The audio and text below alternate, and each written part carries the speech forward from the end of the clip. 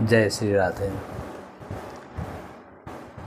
कुंडली फलादेश में 3 बातों को अगर हम अच्छे ढंग से एनालाइज कर सकें तो काफ़ी प्रेडिक्शन सही आएंगे। 3 बातों में सबसे इम्पोर्टेंट बात योग है। अच्छे योग भी है, बुरे योग भी है। अब जैसे एक अच्छे योग के बारे में कहना चाहते हैं, जैसे अगर गज केसरी योग है, चंद्रमा बृहस्पति है, करीब करीब दोनों नज़दीक हैं, बहुत कम डिग्री का अंतर है, अंश का अंतर है, चाहे वो लगन में है, 5th में है, 10th में है,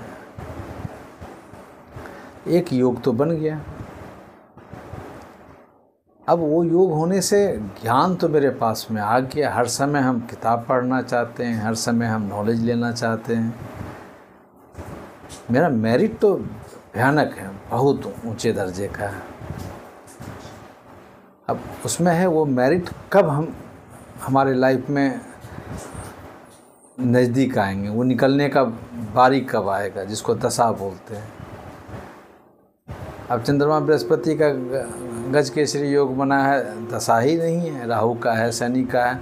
आपको स्टैंडर्ड तो बनाया हुआ है, पर जो सक्सेस के लिए जिसके लिए आपका जन्म हुआ है वो नहीं दिखाई पड़ रहा है। तो एक पहला योग होना चाहिए, दूसरा दशा पकड़ानी चाहिए, और तीसरा जो है ना गोचर, यानी दशा भी चल रहे हैं और गोचर में शनि का, उसी गज केसरी योग में शनि भी बैठे हुए हैं गोचर में, या राहु बैठे हुए हैं, तो बहुत जगह मुंह पर आकर बात नहीं बन पाती है। कोई केस हो गया तो कोई और लफड़ा हो गया, कभी 2 नंबर के लिए, कभी 1 नंबर के लिए मिस कर गए। ये चीज़ प्रत्येक प्रेडिक्शन में, प्रत्येक लोगों के साथ में, कुंडलियों में ये देखते हैं और देखने की प्रथा है। ठीक है, कुंडली में फिर ये योग है, नवां दशांश, इस सब में अच्छे आ गए, वर्ग में अच्छे आ गए, नक्षत्र में अच्छे आ गए, ऑब्वियसली हमको अच्छा देगा। जस्ट इसका विपरीत चलते हैं।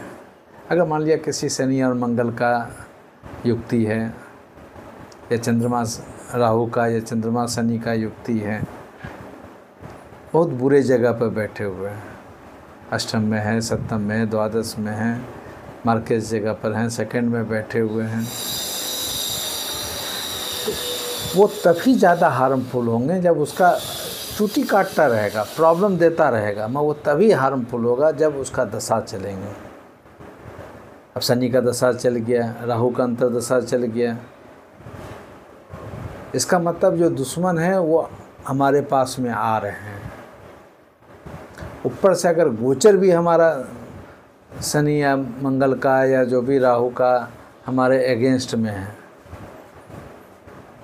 वो भी गोचर चंद्रमा के साथ हो, लगन के साथ में हो, वो भी अनकम्फर्टेबल या अष्टम द्वादश में, तब प्रेडिक्शन बहुत केयरफुल होकर करना पड़ता है। या कहने का तात्पर्य है कि तब घटना दुर्घटना लगता है फिक्स है।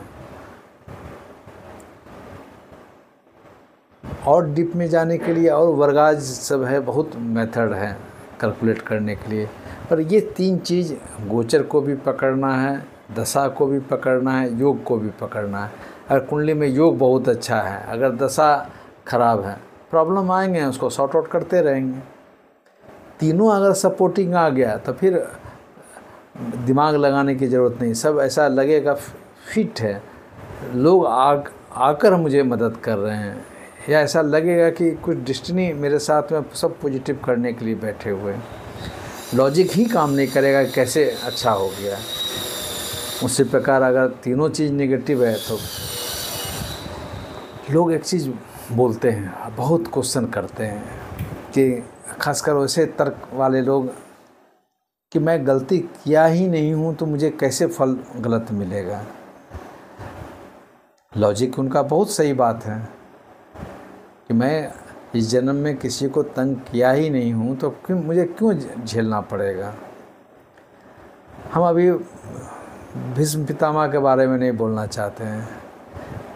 हम ये बोलना चाहते हैं कि योग अगर ख़राब है तो अगर बाएं भी चल रहे हैं, रोज़ टेलीविज़न में देखते हैं कोई खड़ा है आके कोई मोटरसाइकिल ठोक दिया, कोई कार चिप चाप कर निकल गया, उस बंदे सब रॉन्ग साइड में वो चला के राइट साइड वाले को हर्ट कर दिया है, नुकसान पहुंचा दिया, लाइफ थ्रेट कर दिया है। वहाँ तो लॉजिक नहीं काम करेगा। वो लोग बोलते हैं ना कि हम शराब पीते हैं ना कुछ करते हैं, फिर भी लीवर मेरा डैमेज हो रहा है। हार्ट वाले भी बोलते हैं मैं इतना पैदल चलता हूँ, मैं कुछ नॉन वेज नहीं खाता हूँ, फिर भी हार्ट का प्रॉब्लम है। तो ये डजंट मैटर कि हम नहीं खाते, अगर नहीं खा रहे हैं, अगर सेफ़ हैं, तो इसका मतलब जो वो हार्ट का प्रॉब्लम जो 10 साल पहले होना चाहिए और बचपन में होना चाहिए बाद में आ रहा है। प्रिवेंटिव तो आपके साथ हो ही रहा है। पर हम ये बात फिर उस बात पर आ रहे हैं कि जो गलती नहीं कर रहे हैं वो भी झेल रहे हैं।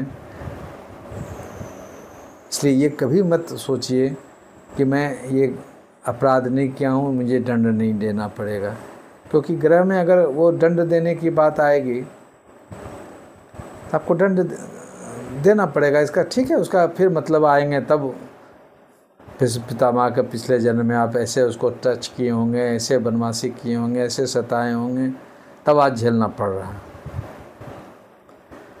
एक सीधा मतलब है कि एक पॉजिटिव सोच बनाए रखिए, इसमें कोई किंतु परंतु नहीं है।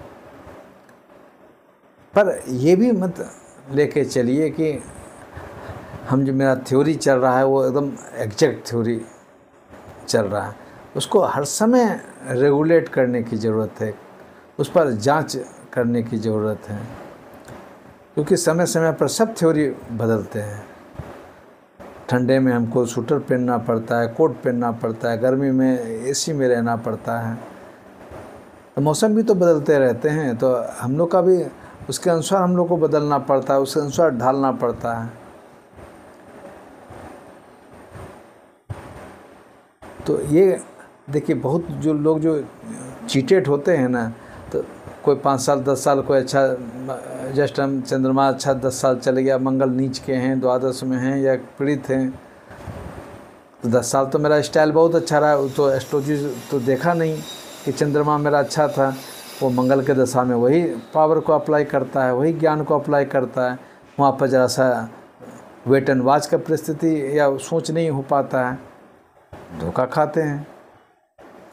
अब बाय रोड कहीं लंबी यात्रा पे जा रहे हैं, वहाँ का लोकेशन पता नहीं है, तब तो जाके अगर कहीं बहुत लंबी जाम है तो फंस जाते हैं। अगर वही ड्राइवर कुछ जान पहचान का रहता है या नॉलेजेबल उस लोकल का बहुत ज़्यादा उसके पास में ज्ञान है, तो सर ऐसे ही चलते हैं, एकदम जाम से निकल जाएंगे। हाँ, कभी कभी योग बहुत ख़राब होता है तो जाम में भी जाके बगल से जो जा रहे हैं वो और कहीं लफड़ा में फंस गए।